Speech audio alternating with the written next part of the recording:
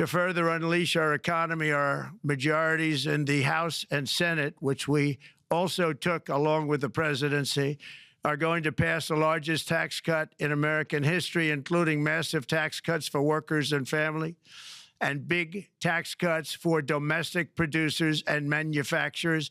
And we're working with the Democrats on getting an extension of the original Trump tax cuts, as you probably know, by just reading any paper. My message to every business in the world is very simple. Come make your product in America, and we will give you among the lowest taxes of any nation on earth. We're bringing them down very substantially, even from the original Trump tax cuts. But if you don't make your product in America, which is your prerogative, then very simply you will have to pay a tariff, differing amounts, but a tariff which will direct hundreds of billions of dollars and even trillions of dollars into our treasury to strengthen our economy and pay down debt. Under the Trump administration, there will be no better place on earth to create jobs, build factories, or grow a company than right here in the good old USA. And we're just, we just want to be treated fairly with other nations, because there's hardly a nation in the world, and I blame this on us, and I blame it on politicians that, for some reason, mostly it's stupidity, but you could also say other reasons, but mostly stupidity. They've allowed other nations to take advantage of the U.S., and we can't allow that to happen anymore. You know, we have debt. It's a very small debt when you compare it to value, the value of the assets that we have, but we don't want to do that. We want to just have debt be obliterated, and we'll be able to do that fairly rapidly. And a lot of good things are going to happen. And honestly, good things are going to happen for the world, and good things are going to happen for the people that are dealing with us, allies and beyond allies. One thing very important, I really would like to be able to meet with President Putin soon and get that war ended. And that's not from the standpoint of economy or anything else. It's from the standpoint of millions of lives are being wasted.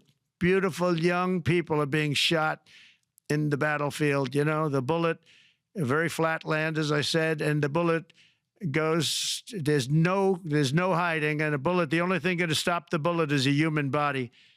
And you have to see, I've seen pictures of what's taken place. It's a carnage, and we really have to stop that war. That war is horrible. And I'm not talking economy. I'm not talking economics. I'm not talking about natural resource. I'm just talking about there's so many young people being killed in this war, and that's not including the people that have been killed as the cities are being, knocked down building by building. So we really should get that stopped. Likewise, in the Middle East, I think we've made a lot of progress in the Middle East, and I think that's gonna come along pretty well. Thank you. And it's also reported today in the papers that Saudi Arabia will be investing at least $600 billion in America, but I'll be asking the Crown Prince, who's a fantastic guy, to round it out to around $1 trillion. I think they'll do that because we've been very good to them.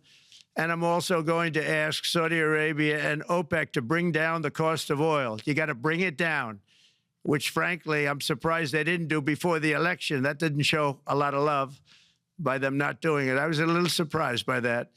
If the price came down, the Russia-Ukraine war would end immediately. Right now, the price is high enough that that war will continue. You got to bring down the oil price. You got to end that war.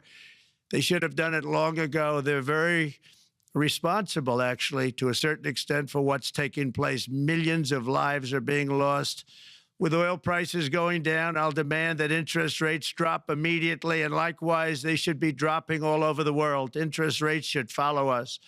All over. The progress that you're seeing is happening because of our historic victory in a recent presidential election, one that has become quite well known throughout the world. I think a lot of things are happening to a lot of countries.